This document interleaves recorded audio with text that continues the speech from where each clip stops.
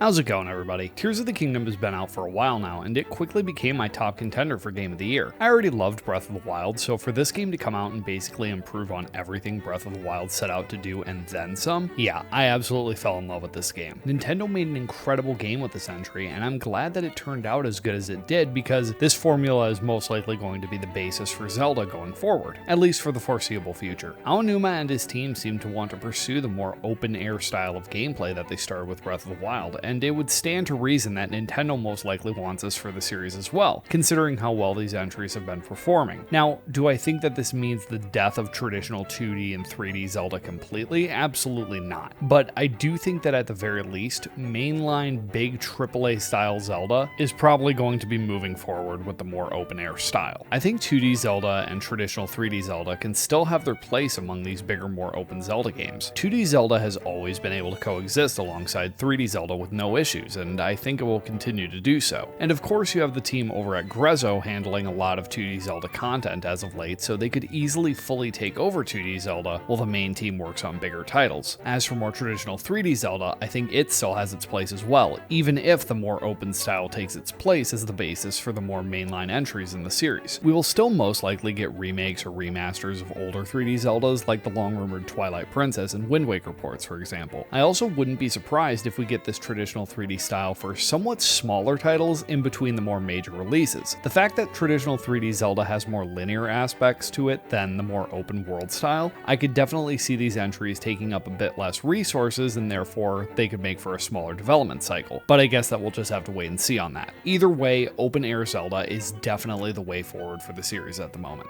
So then that naturally begs the question of where do they take this formula after Tears of the Kingdom? Do they start fresh with a new Hyrule like they always do, or do we continue following this current version of Hyrule for another game? I have some ideas for where I want the series to go in the future, starting with the idea of a brand new Zelda title, completely separate from Breath of the Wild and Tears of the Kingdom. My idea is to explore a kingdom completely separate from Hyrule. I'm thinking of something like a massive island or like an archipelago in the Great Sea, basically taking heavy inspiration from Wind Waker. This whole idea started after seeing Lurelin Village in Breath of the Wild. It's probably my favorite location in this version of Hyrule, and I loved how it was essentially just Outset Island from Wind Waker, but reimagined for this new world. It made me wonder how sort of the whole island life aesthetic would work in a more open Zelda. So I thought it would be cool if, from a gameplay perspective, you could have all the standard sailing exploration from Wind Waker, but I would love to see the addition of underwater exploration. Sort of following what Tears of the Kingdom did with having the Sky Islands and depths as additional levels of the world to explore, having this brand new massive underwater world to explore would be something really unique to this style of game in my opinion. Wind Waker is one of my favorite Zelda games, and the whole idea of setting sail on this vast open sea really added a level of exploration that had really never been done in a Zelda game before. So to possibly get a spiritual successor to that game that also builds upon its concepts would be something that I would absolutely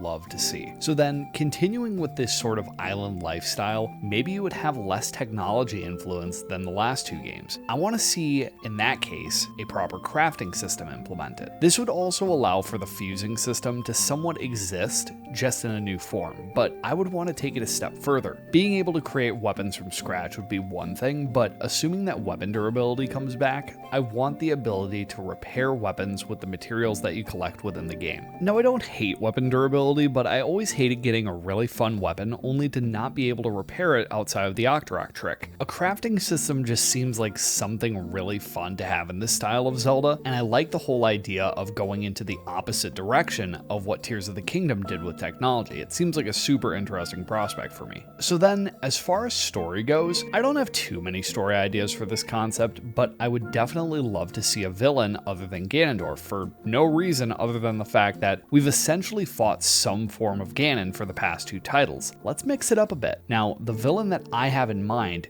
is Vaati. Vaati is a personal favorite of mine, and he's such a unique and interesting villain, and it sucks that he's been constrained to the handheld 2D Zeldas. Bringing Vaati into 3D would allow for a new take on the character, as well as giving Link a villain to go up against that would offer a different challenge than Ganondorf. Vaati is a super powerful sorcerer, and dealing with a villain that specializes in solely magic for a change would be really fun to see. Honestly, if they really wanted to, they could even bring some of the past Zelda lore associated with Vaati into the 3D space as well, like the Four Sword and possibly even the Minish. I highly doubt that we would get the Minish back in a modern 3D Zelda title, but it's still something to think about. It was in the concept art for Breath of the Wild. They were considering the Minish, so maybe they do come back if we get Vati as a villain, who knows? So moving on to my next idea, I was thinking of a way that they could do a direct sequel to Tears of the Kingdom. The events of Tears of the Kingdom focused heavily on the Zonai and Zelda getting to learn of their ancestry, but it's also revealed that Rauru and Minoru are the last two Zonai in existence. Now, you could infer that maybe the rest of their race just died off, but I can't help but wonder if something more sinister happened to them, and I could see Zelda wanting to know more about her ancestry. So at the end of Tears of the Kingdom, Ganondorf is defeated,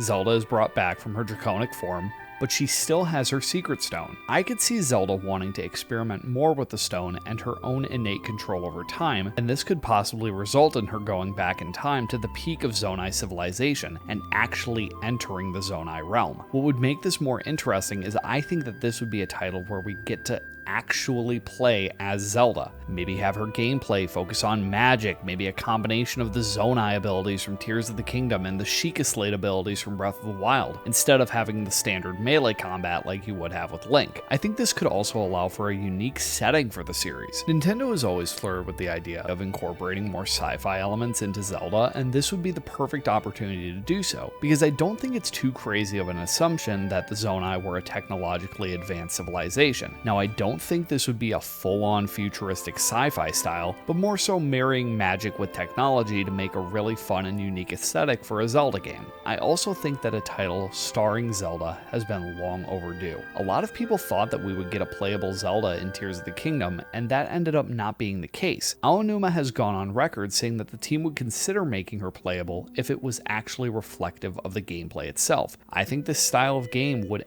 absolutely be the type of situation where it would make perfect sense to make Zelda playable, because for having her name in the title of the series, it's a bit shocking that we've never had an opportunity to play as her. So, my final idea is another one that would exist as another original Zelda title. Like I said with my last idea involving the Zonai realm and their more magic-based technology, I have an idea for another sci-fi concept, and this idea is like true science fiction style. Not in the past, not some forgotten civilization, but true far future science fiction. I see this as more of an experimental title because I don't think that something like this should ever take the place of the more traditional high fantasy setting of Zelda, but having just one title that leans into this concept would be really fun to see. It isn't even a brand new concept for Zelda either. The original Legend of Zelda was actually going to be a sci-fi story at one point during development of the game. The game was going to be way more futuristic, and the Triforce was even going to be a set of computer chips. Another instance of this idea showed up in the development of Link to the Past, where there was going to be a sort of third world to explore, with that being the distant future. There's even concept art of Zelda from that game in a more science fiction based outfit. Nintendo has come close to actually implementing this idea on multiple occasions, and like I said earlier, they have been playing with the idea of sci-fi in Zelda for years. The technology in Twilight Princess, the ancient robots in Skyward Sword, Link gets a literal motorcycle in Breath of the Wild, and of course you have the whole concept of Zonai tech in Tears of the Kingdom. While this idea might seem incredibly outlandish, it even nearly made its way into Breath of the Wild's development, since we have seen concept art of an alien invasion in Hyrule, as well as an incarnation of Link wearing modern style clothing and riding an actual modern day motorcycle. It may seem like a crazy idea to throw the concept of Zelda into a futuristic setting like this, but to be honest, I don't think that the setting necessarily would change what the game is at its core. Look at the way Final Fantasy handles advanced tech, for example. In FF7, you have the advanced city of Midgar with all of its technological marvels, and yet you still have Cloud Strife swinging around a big-ass sword and casting magic spells. So I think you could absolutely make the case for it working the same way with Zelda. This new setting could also allow for fresh takes on series mainstays. For example, rather than being the Demon King, Ganondorf could be some corrupt political leader or even a crime kingpin. You could even incorporate some version of the Yiga clan into being some militant force working for him. Maybe have some plot where Ganondorf is trying to make technology more prominent and the world less reliant on the blessings of the goddesses. And this could be really interesting, seeing as how we've seen this before with Lorule in Link Between Worlds. That